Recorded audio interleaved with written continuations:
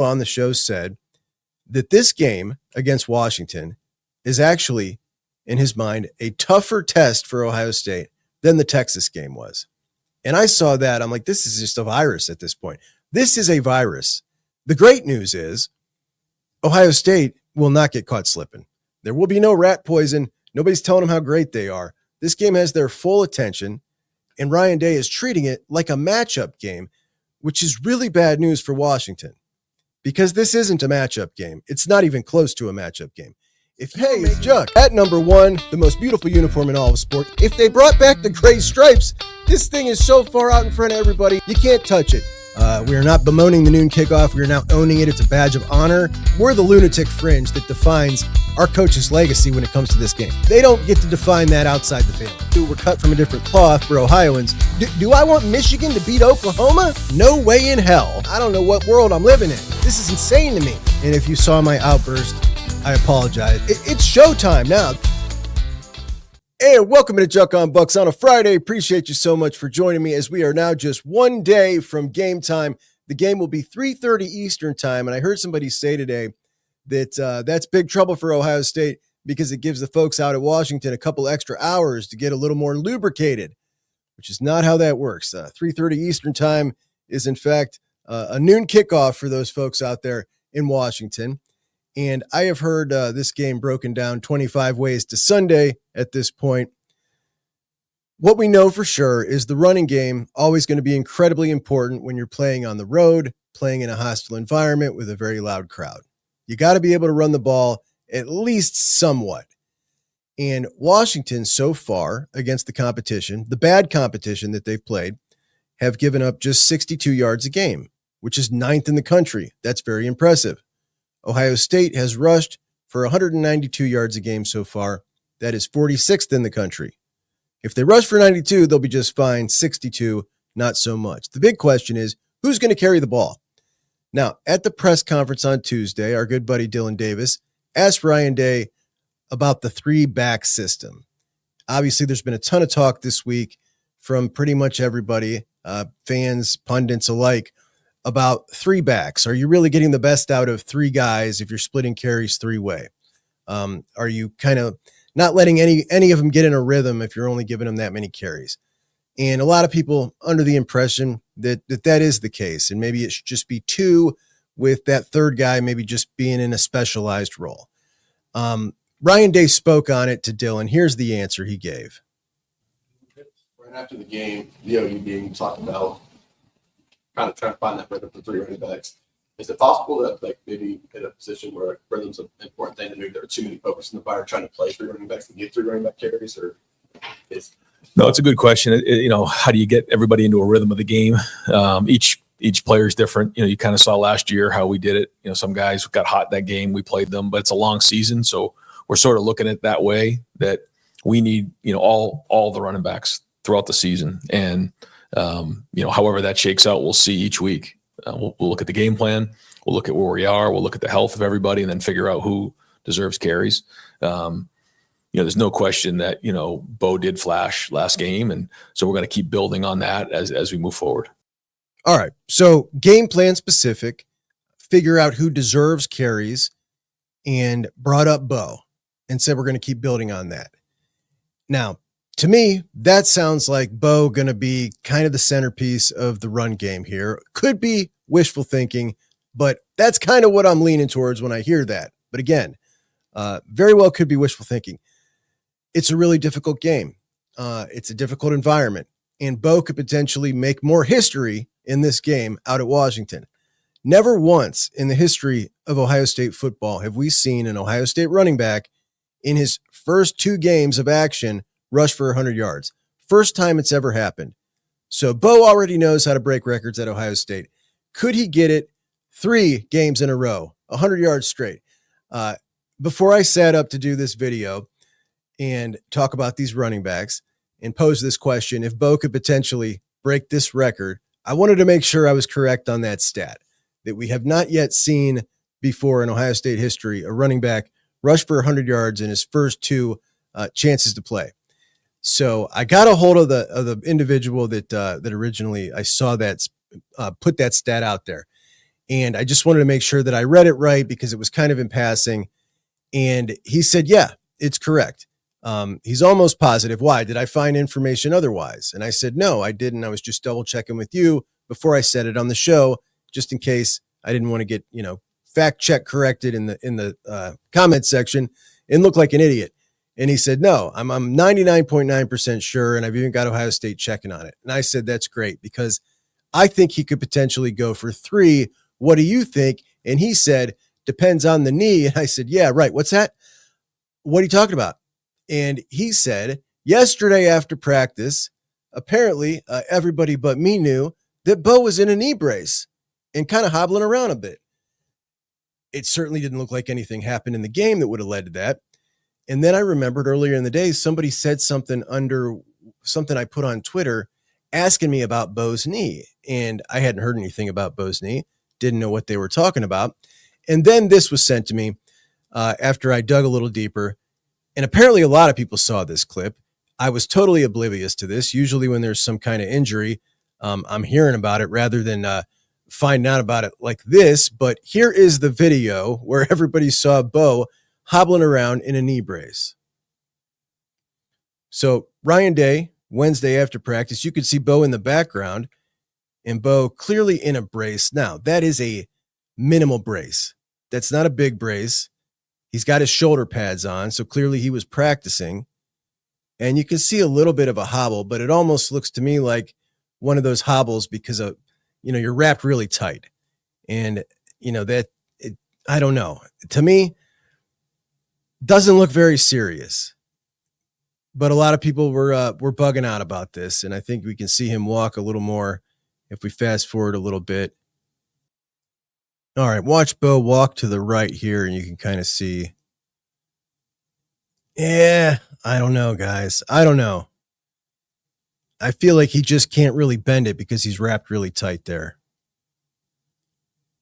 So I did some digging, and look, it's nothing serious, I've been told, but you never know. A lot of people went immediately to his high school injury. Last year, he was injured, and it was his other knee. So this isn't like some re-injury from last year. And the issue is, look, if it's not serious, and I don't think it is he going to go? I think he is going to go. But is this going to affect him? Is it going to affect his cuts? Is it going to affect his burst?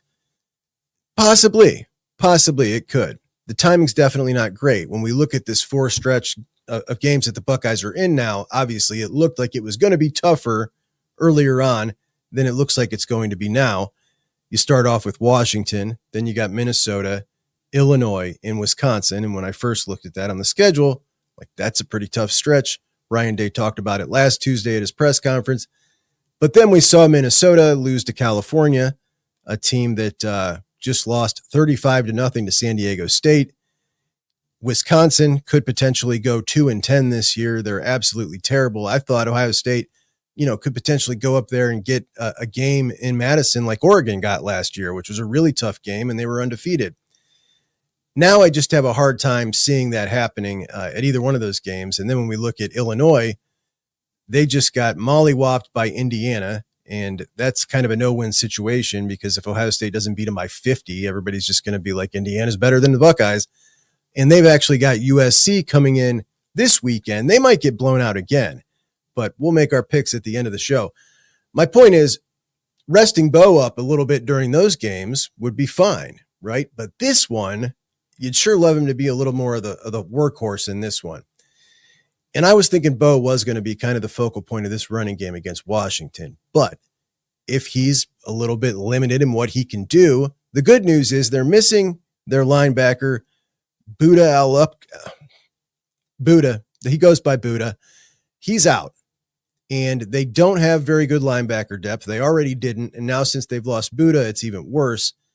And I got a feeling that we're going to see a much better version of CJ Donaldson this week than we saw last week. Because if we know anything about Coach Locke, CJ Donaldson got challenged after what we saw against Ohio, getting tackled twice by the same safety inside the 10-yard line in a one-on-one situation. That did not go good for him, I'm sure. So I suspect we're going to see a CJ Donaldson running with his hair on fire regardless.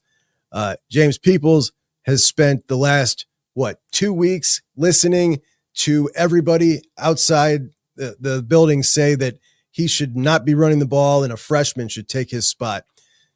These are guys, if ever we're going to see the best they got, it's going to be this Saturday, right? Like, these are dudes that are prideful guys that have been doing this all their life, playing this game. And Peoples in particular, as a back, we're going to see their best. So if Bo can't play regardless, if he's limited in what he can do, I'm not too worried about it. I think this running game is going to be very good. And when we look at this, it's always about the offensive line. The offensive line for these Buckeyes going to come around at some point, going to start clicking. And they've been running more gap scheme than they have in recent years. I think they're up like 20% more. It's working well for them right now. And they're all going to click. And it might just really take off this week. Open that up a little bit for Julian, and he's going to pick them apart. Now, what happened this week, the last 2 weeks since Ohio State's been on this bye, I feel like is the perfect storm for a team with a great home field advantage, like Washington clearly has, an Eastern time zone team traveling west, and a team with an up-and-coming electric quarterback and a great offense. Offense is sexy. When a team scores a lot of points, we way overvalue them much more than a team who is an excellent defensive team. It's just how we are as football fans. And when you combine all these things together, along with this offense scoring like 59 points in 2 straight games, I think it was 20 straight possessions without a punt, like all these things together. And it's just like this perfect storm for this hype train about Washington. It's the perfect storm for this buildup. Could they potentially beat number 1? And people have been talking about Washington beating Ohio State. I think that I've heard more about Washington beating Ohio State than I have about favorite Penn State beating Oregon this week, as everybody is now jumping on Oregon to upset them. Washington against Colorado State, it was 14-14 at halftime. Then it was 28-21 after 3 quarters. Going into the 4th quarter against Colorado State, Washington was up by 7. Colorado State just lost to the University of Texas San Antonio.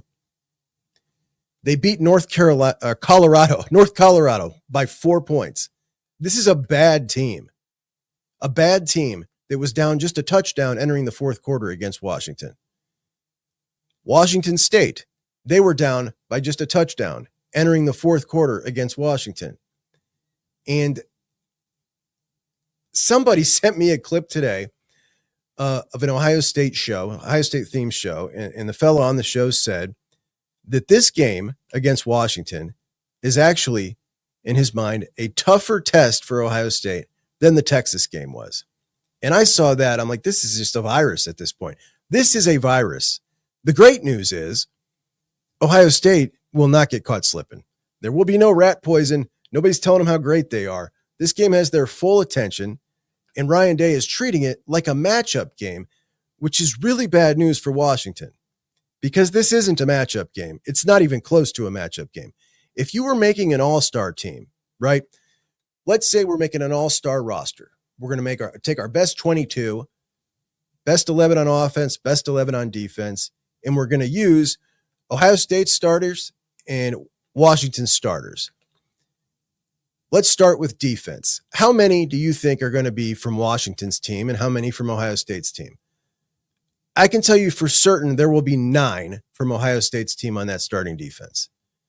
Maybe one of their defensive linemen in place of Edric. I don't know. I'm not too familiar with their defensive linemen, but perhaps one there, and perhaps they might have a nickel. No, they don't for sure. Never mind.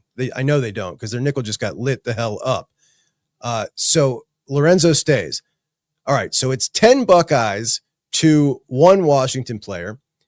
On offense, Denzel Boston, you're going to find a way to get him in. Jonah Coleman, right now he's the best back. So you're going to take those 2. I think their right tackle is a stud but I'm not taking him over Phil Daniels. That's my guy. You guys know that. So none of the offensive linemen. And when we talk about the quarterbacks, well, I'm going to pick the coach too. I'm going to pick Ryan Day as the coach. So I'm going to use the quarterback that best suits Ryan Day. He wouldn't let Damon Williams run. So that's worthless. So we're going to go with Sayin. So we're looking at, out of the 22 guys, you're going to have 3 of them Washington Huskies. Now, here's the kicker. When you go down from 23 to 44 for your 2 deep, there's going to be 0 Washington players. So out of the top 44 guys, you got like 3 Huskies. This isn't close. It's not close. And this line, which opened up at 10.5 or 11.5, depending on where you looked, is now down to 8.5 points. And just to be specific here, because details matter, there's a lot of people, when I said that the other day, said it opened up at 14.5. That's inaccurate. That was a look-ahead line. 14.5 was a look-ahead line from the preseason. When the games are played and they're up to date, after we've seen all the data, now it opens. That's the opening line. Anything before that is as worthless as a preseason poll. So those are look-ahead lines. After 3 games, and we got all the data, all the games have been played by Washington and Ohio State. Now, what comes out next? That is called the opening line. And it opened at 10.5 or 11.5 points. The Buckeyes and Julian Sayin, I think, are going to pick these dudes apart. They're going to pick them apart. This is all about what Ohio State's defense can do against their offense. What can they do against their offense? And I think that they can definitely restrict our guy running here a little bit, right? They can restrict him more than he's ever been restricted before. And I just don't see this guy being able to pass on him. Not going to be able to pass on him. What are you going to do? They don't have a second threat. Their second threat is Jonah Coleman.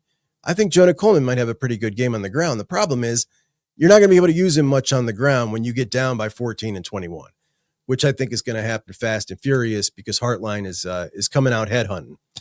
Now, let's move on. I want to talk about Jeremiah for a second, as I think Jeremiah might have a really big game here.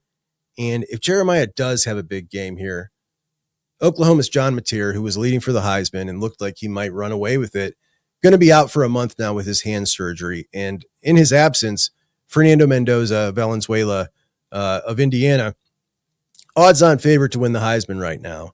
I think it's tenuous at best. And I think if Jeremiah, with Jeremiah's brand name, look, the fact that he's still like hanging around at 5th and 6th, despite having really a monster game yet, or, he's not really had too many of his patented crazy catches. We haven't seen one of his one-handers yet. We haven't seen, we've seen some, but not the ones that just make your jaw drop yet. He gets a big game like that on a stage like this, and I think he's shooting up into that top 3. And if he can hang around there with the entire country admitting before you came into the season that this was the best player, and then he puts together some games like that, I'm telling you, I don't think he needs to have ridiculous stats. I think Ohio State needs to be undefeated, and I think there's a very good shot of that, and he needs to be a big reason for it. And then everybody acknowledges, look, he's the best player, team's undefeated, and in large part due to him and how he opens that offense up for his running mate, Carnell Tate, or whoever else to get these stats. He's just that good. And I really hope that we see that big game out of him because we are due for a Heisman. I know a lot of people don't care about the award. A lot of people judge programs. It's one of the criteria. How many Heisman awards you got? I want that damn Heisman. It's been too long.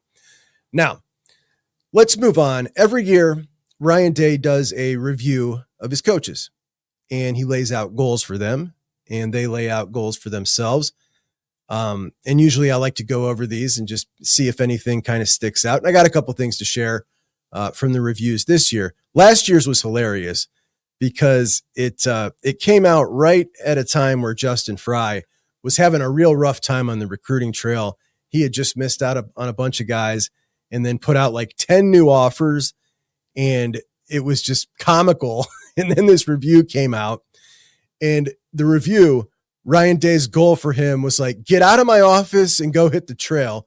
And Fry's goal for himself was continue to learn how to get better recruiting in this new NIL era. He's passing the buck off on the NIL. It it was really funny. So these reviews were done during June, and Brian Hartline, Coach Locke, Keenan, LJ, Walt, Matty G, everybody who's been on the staff above expectation. So all got, very, very good grades. Obviously, they won a national championship. And then everybody who's new, Matt Patricia, Tyler Bowen, Billy Fessler, got meets expectations. Obviously, Mark Pantoni, Mick Marotti did really good. But Pantoni put forth for his goal to always get a top 5 class. So there was some talk about the way Ohio State was recruiting this year and what they were putting together, that this was a strategic thing, that they weren't trying to get a top 5 class anymore. And that obviously was ridiculous. They definitely are.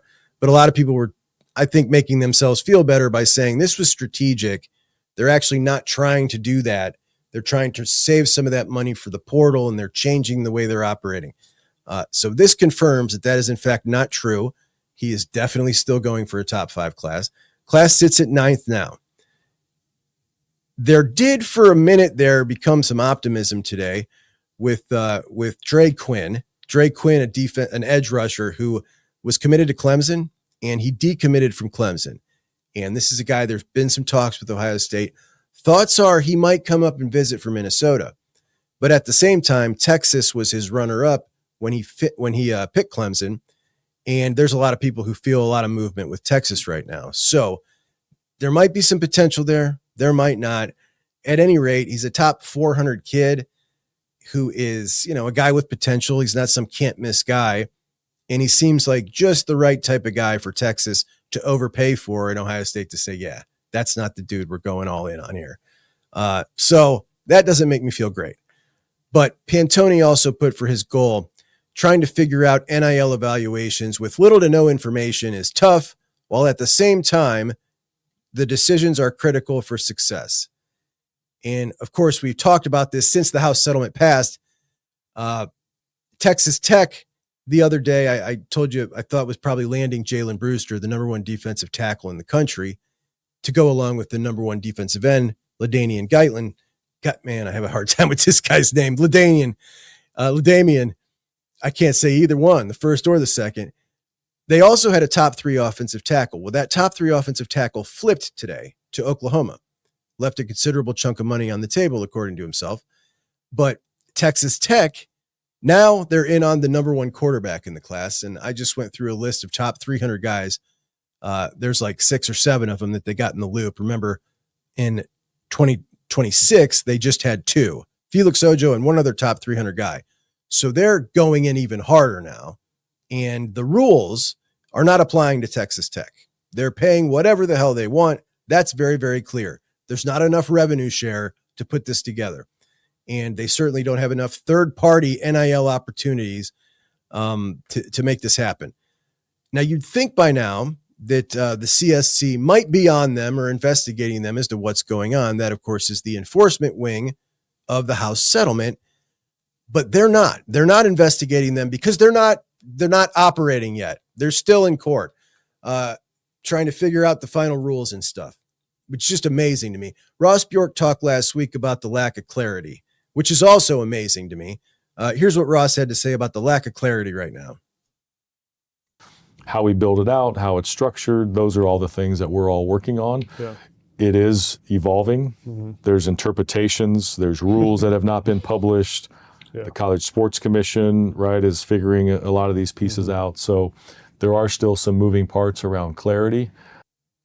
Moving parts around clarity. But I think we're mapping, towards what the structure can and should be. One of the really interesting moving parts around clarity. The rules have not been published. And this is what Pantoni's dealing with. Pantoni is dealing with this right here. He's got rules that he's supposed to follow that haven't been published. Meanwhile, his competition isn't following these rules that haven't been published, and they have no consequence for not following the rules that have not been published. It's a strange world we're living in, man. It's a strange world. So whatever they're able to get done in this environment till we can get this straightened out and on some kind of level playing field, I think they're doing a pretty damn good job, to be quite honest. I do. Anyway, Tim Walton, top goal was to become a college football head coach. I was not aware of that. Not everybody has that goal. Sometimes when you hit a certain age, you are, Larry Johnson didn't want to be a head coach. Larry Johnson, very content in doing what he loves to do. You see some of these guys who want to go be coordinators and don't want to be a head coach. I didn't know that was on Walt's list, but Walt wants to be a head coach, which, good for him. I think he'd make a good head coach. The guys seem to love him. Keenan Bailey put his goals as the 3 goals, right? The 3 goals every year, and to have the best executing tight end unit in the country. Matt Guerrieri, the 3 goals were his goals. Same with Larry Johnson, but he also included a top 5 defense. Larry Johnson's goals from Ryan Day were to evaluate, recruit, and develop elite level defensive linemen. James Laurinaitis said he wanted to have the best linebackers in the country and relationships that last a lifetime. I just love that guy, man. He also put in there as his goal, he wanted to enhance the kickoff unit to be the best in the country and evaluate what our philosophy should be on a play that has become routine with touchbacks. That's a whole lot of thought on the kickoff team. I don't know, man. I don't know. But let's go over our viewing windows for Saturday, for tomorrow. And don't forget, we will be live here at 3:30 to watch that Buckeyes game Saturday together. Now, remember, if you come in and you're watching, and normally we only have maybe 10% of the people that are watching in the chat. I would love you to stop in and say hello. If you never have, to pop in and say hello. That's the perfect setting for it, as there's a lot of, we're just sitting here watching, talking football. So pop in, say hi. If you put something in the chat and it's directed for me, whether it's a statement or a question, just put a question mark and it pops up highlighted for me so I can see it. And I know it's directed at me and not talking to other people in the chat. Anyway, let's go through our windows, our rooting interest, which are the most important to me, and then our picks. I've made some picks. Last year, we were plus 19 units. We are down 7 units at this point. So we're going to get them back this week. We start Friday night with 2 pretty interesting games. We have got single-digit lines on 2 games. Number 8, Florida State heads into Virginia.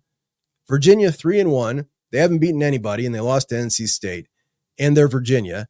I'm not quite sure why this line is like this. It almost feels like a sucker line. Florida State, number 8 in the country, just a 6.5-point favorite. And there's actually some metrics out there that have Florida State as the number 1 team in the country right now. But the line smells off. It almost smells so off that it makes me want to go the other way and pick Virginia. That might be the smarter play from a gambling perspective, but I'm going to be the sucker here, and I'm going to go with FSU minus 6.5. As for my rooting interest, don't care about the ACC. Whoever wins it, and then they can lose in the playoffs. Nor do I care about the Big 12 when it comes to rooting interest generally, particularly TCU going to Arizona. But TCU, now the 24th ranked team in the country, and TCU, they're up, they're down. They're up, they're down, and this is an up year. They're talented. They started off good, beat UNC, beat SMU, Arizona State. It kind of sounded like people were down on them after the Mississippi State win. Mississippi State beat them on that Hail Mary. Then they come back and beat Baylor. So they're 3-1, and they're the favorites here. They're the favorites is Sparky, 3.5 points. And I am going to go with TCU. I'm going to take that 3.5 points. Sonny Dykes has got his roster on the up and up. That quarterback's really dealing, and I think that they're going to get it done. Now, in the Saturday window at noon, Lincoln Riley's all pissed off. Lincoln Riley, number 21 USC, heading to number 23 Illinois. How Illinois is still ranked, I have no idea. Coming off that loss to Indiana, when they were clearly overrated to begin with, right? They should not have been in the top 10. That is obvious. And I'm not saying they sucked because they lost to Indiana like that. I'm saying they're not a top 25 team. There are teams that are worthy. Washington, for instance, could potentially be worthy. There's no reason for them to be ranked number 23. But the point is, USC, just a 6.5-point favorite. That is absurd. We just watched a potent offense in Indiana blow these guys up.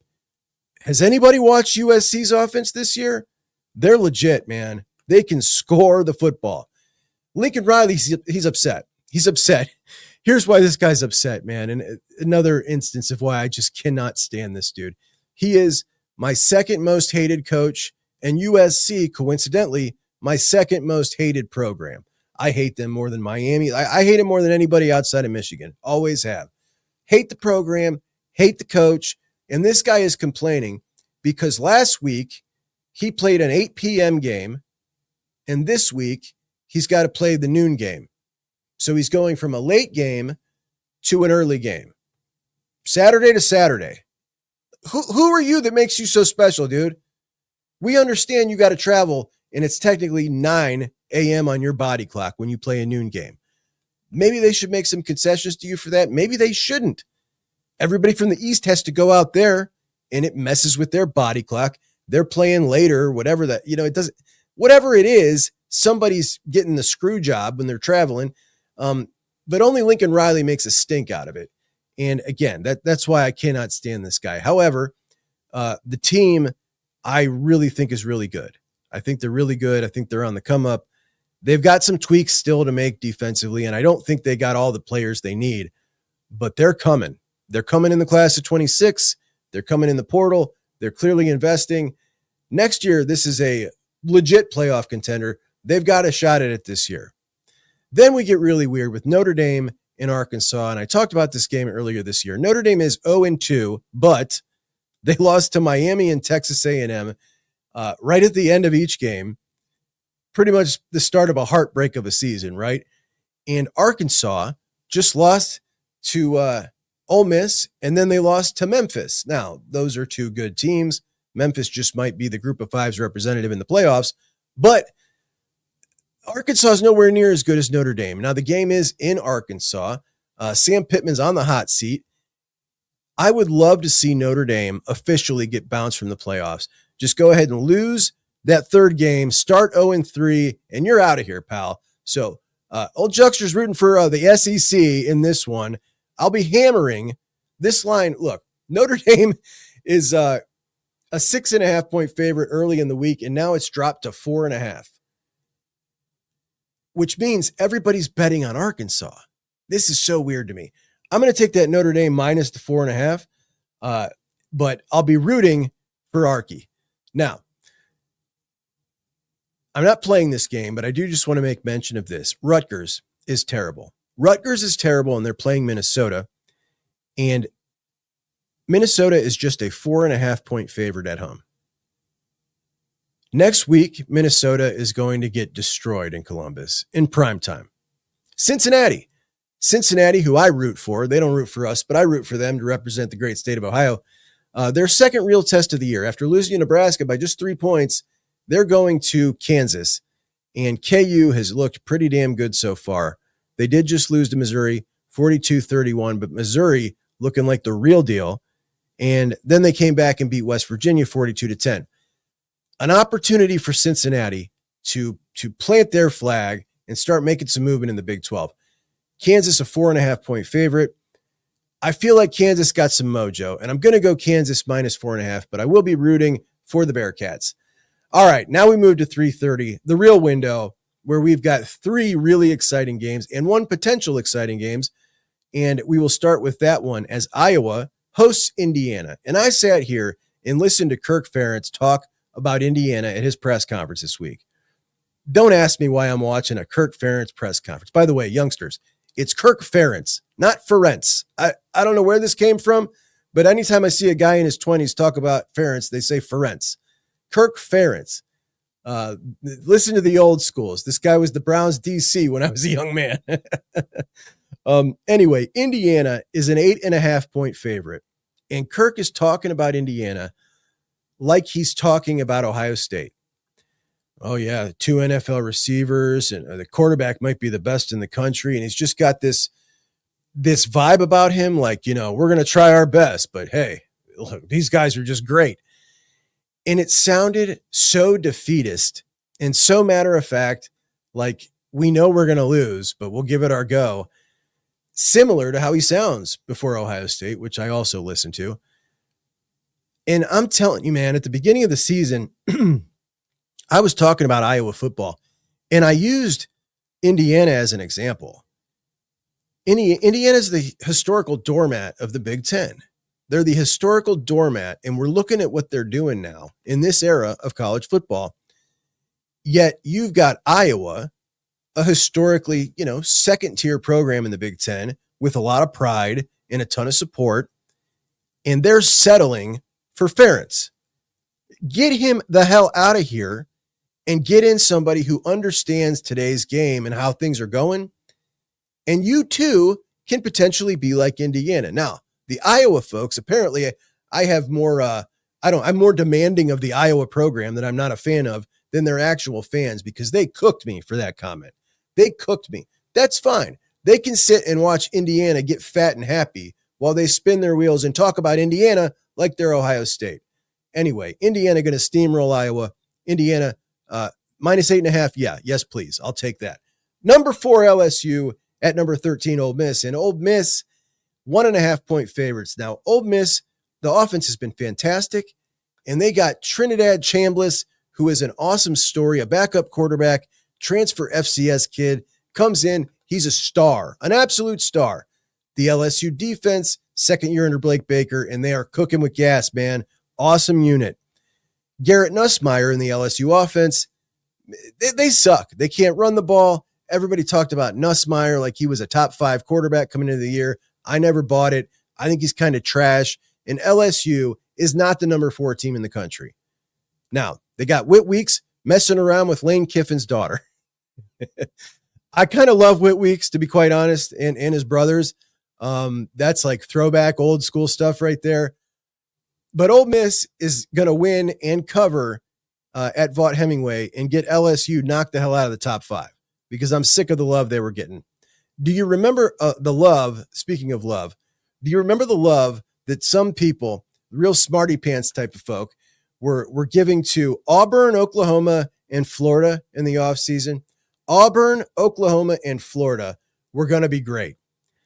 And I heard multiple folks who cover national college football talking like that. It is the classic overvaluing of the middle tier of the SEC. And of course, what we're seeing now, Oklahoma look pretty damn good. So the folks that were saying that, patting themselves on the back because they were 1 for 3, of course, they refused to acknowledge that, yeah, they said the same shit about Auburn and Florida. However, Auburn could have won at Oklahoma. They could have. They got a screw job on a call. I just don't think they're that good. I think Jackson Arnold is, the guy's running for his life, but even when he's not, he's not the answer. I really dislike Hugh Freeze. It just feels like this is just going to go bad. And A&M with Elko, with the big win they just had at Notre Dame, which is probably the biggest win they've had in a decade, these guys are cooking. They're at home. It's the perfect storm for them to really bust Auburn's season up, put them out of their misery. And could somebody please just get Hugh Freeze out of there? Look, Auburn, a team that I have tacitly rooted for throughout the years, just because I root for them against Alabama. And it's also one of my top 10 all-time uniforms. There's an Auburn helmet somewhere behind me. I think was one of the first helmets I ever bought. I just love the uniform. Love it. And there's something about them. They've always kind of been overlooked. And what I love about them is they're kind of like the Washington of the Big Ten. And what I mean by that is it's a program who will get really good for a year and then disappear and be like a 3-win team the next year. They're just weird, like up and down constantly. Could you imagine rooting for a team like that? That would just be crazy. It would drive you nuts. It really would. But we have got 6.5 points here. A&M favored. I will go with A&M to cover that 6.5 points. And then we have got Arizona. Arizona. Did I just try to skip our game? I tried to skip our game. Of course, we've got our game. The battle in the purple rain. The number 1 world famous Ohio State Buckeyes taking on the up and coming Huskies. Take the alternate line, bet this thing up to 17 points, and bet the flipping house on it. You could bet my house on it. The Buckeyes are going to steamroll. Now, let's get to the 2 big evening games. One of these games, nobody's going to see. It's going to be an awesome standalone game if it was a standalone game on a Friday night, everybody would love it. So Arizona is at Iowa State. Iowa State is a 5.5 point favorite. I'm going to go with Arizona plus 5.5. And I just think that if we could just watch this game on its own on a Friday night, we'd all be talking about Arizona at Iowa State. Who doesn't want to watch that? Unfortunately, we can't. We can't because Oregon's going into Penn State. Penn State, a 3.5-point favorite still. Alabama going into Georgia, and the Dogs are 2.5-point favorites. Now, when you think of Georgia, what do you think? You think of Kirby Smart, and you think benefit of the doubt. That's exactly what you think when you think of Georgia. The benefit of the doubt goes to the Curbmeister. Why does the same benefit of the doubt not go to Ryan Day? I don't know. I can't figure it out, but it certainly does go to Kirby. However, he's terrible against Alabama. He's 0-1 against Kalen DeBoer, and that was embarrassing last year. Now, Georgia came back in the second half, but they were going for it on fourth down every single, Alabama let him back in. They got destroyed by Bama last year. Now the game is in Athens. All of a sudden, Ty Simpson has been kind of lighting it up for Alabama against really bad teams. But I know who this Alabama team is. I watched them against Florida State, who I do think is a good team. But it's more than losing the game. They got quit in them. They've got quit in them, and that is something you will never see out of a Georgia team. And I think that Georgia is going to take them to the woodshed.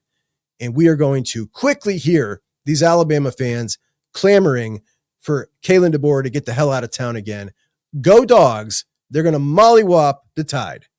Now, last year, Dan Lanning in Oregon came into the Big Ten, beat Ohio State, beat Michigan, beat Penn State in the conference championship. Shame on the three of them for letting that happen. Letting them go undefeated and win the Big Ten championship. That is embarrassing. However, the Buckeyes made up for it, at least for ourselves and our pride, and got them back. But that is how you introduce yourself into a conference. Keep in mind now, Washington has the opportunity tomorrow to beat Ohio State and Michigan in their first time facing both of them. So they get a chance to try to duplicate what their rival did, which is pretty cool. This is a huge game for them. Unfortunately, they got the full attention of the Buckeyes, and the Buckeyes are the Death Star. All right, so when we talk about Penn State and Oregon, these are two coaches, neither of whom have done a great job in big games. Obviously, James Franklin has a long, long track record of it. In Oregon, look, Oregon won against Ohio State by a point out there, and that was the biggest win of this guy's career, tenure out there. The second biggest win was beating Penn State in that conference championship. I think they were pretty big favorites in that game. They should have won that game. Other than that, he lost 3 to Kalen DeBoer. Obviously, the Rose Bowl humiliation. And then you just got the long list of James Franklin's failures. So these are two guys, neither of whom has really broken through that hurdle of winning big games. There's no doubt to me that Dante Moore is the better quarterback already here. Dante Moore is better than Drew Allar. I've given up, guys. I'm sorry. I was wrong. You were right. Okay. I tried to hold on to my Northeast Ohio kid for as long as I could. I have given up. He just doesn't got it. And I admit it now. All right. I won't argue with you anymore. There is no more hope for Drew Allar. That's it. But Oregon, are they going to be able to run the ball on Penn State? I'm not quite so sure they'll be able to.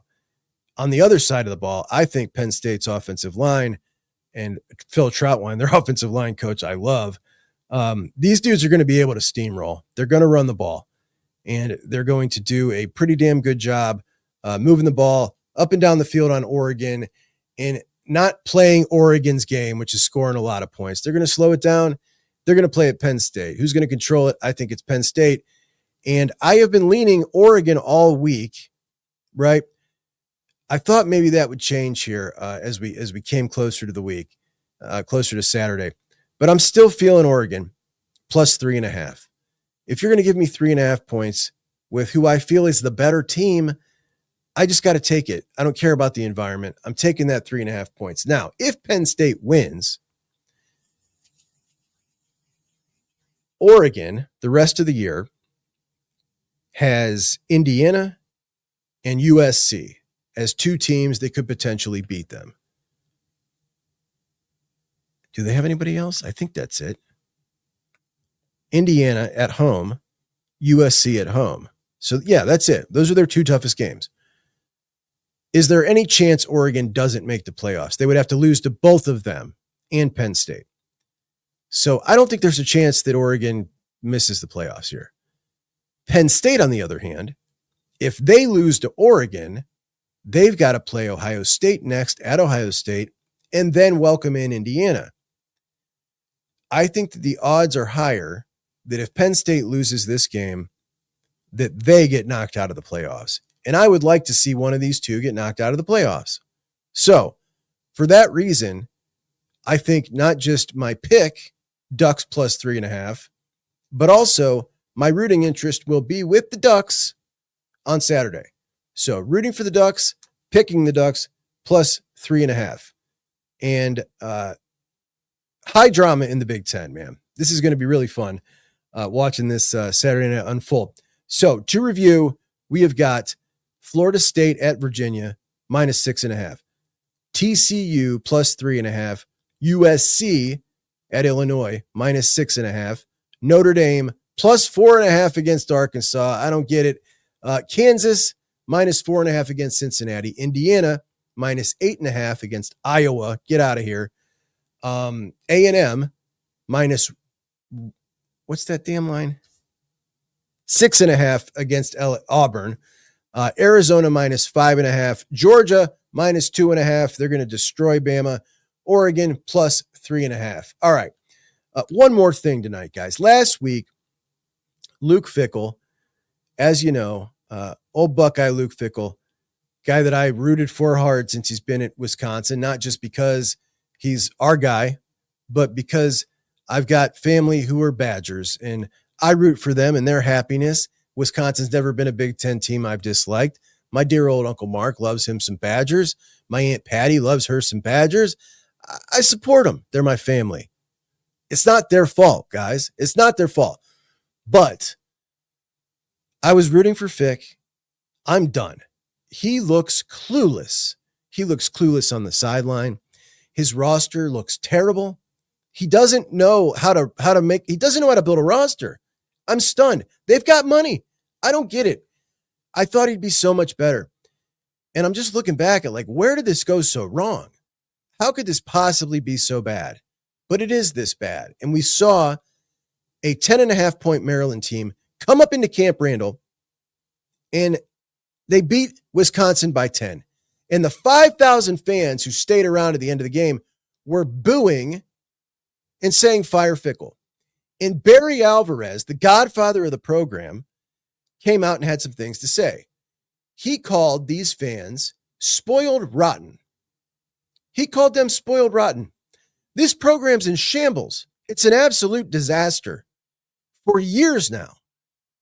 And he's got the stones to call them spoiled rotten. And he continued. You've got young players here trying to come and compete, and there's a chance they can get better. And you flip on them, we're early in the season, and you flip on them and you're chanting for the coach to be fired. How do you think that makes players feel? That's disrespectful and it's not loyal. You're not a fan. If the person sitting next to me was doing that, get your ass out of here. We don't need you. Now, keep in mind, he's talking about kicking people out. He wants them out of there, but saying they're not a fan when there's 5,000 people. The only ones that are there, these are the ones that are there that paid to come and stay.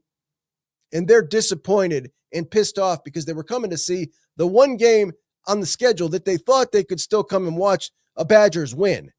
And it turns out not so much. Then you got the old telling folks that spend tens and tens of thousands of dollars on their favorite football program with tickets and tailgating and donations and NIL. These are hardcore folks that are left there, man. Telling them that they're spoiled. They need to get out, worry about the players' feelings. How about you worry about their feelings? You guys have screwed this up so bad. And yeah, Barry's not the AD anymore, but I still think Barry's got a say in a lot that goes on there. He came out last year and said that, basically Fickell and they all needed to pick it up. And I don't know, man. It's just disgusting behavior to me. It's disgusting behavior to me. And it just lacks Like, the fans are the lifeblood of these programs. The coaching staff at any one of these programs, they're like, 11 of the top 14 paid state employees in the country or in the state. And this kind of garbage result, these dudes are professionals, the coaching staff and the players now. They're professionals. They're not kids. They have a chance to get better. They had all spring and all preseason to get better. This isn't time to get better. This is time to come win games. You're the Wisconsin Badgers. This is disgusting. It's disgusting. I know what this feels like with my NFL team. I would certainly hate it with my college football team. But to be 4 games into a season and it's over, it's done already. It's robbed me of my joy of the NFL. I don't even like it anymore. And that's what Luke Fickell deserves. He deserves booed. He deserves to be made to look clueless because he is. He's made every wrong decision since he's been there. And he even looked clueless in the press conference afterwards. Now, again, I'm not a Wisconsin fan, but Barry Alvarez can go pound salt or sand, whatever Tom wants me to say today. I don't know which one it is still, for losing or for scolding the fans and calling them spoiled. I hate gatekeepers of fandom. If a fan is pissed off, he can act however he wants so long as he is not threatening or contacting kids. You want to boo in the stadium, you boo all you want. That doesn't make you any less of a fan. It means you don't settle for mediocrity or less than in this case. Anyway, love you guys. Talk to you later. Juck 'em Bucks out.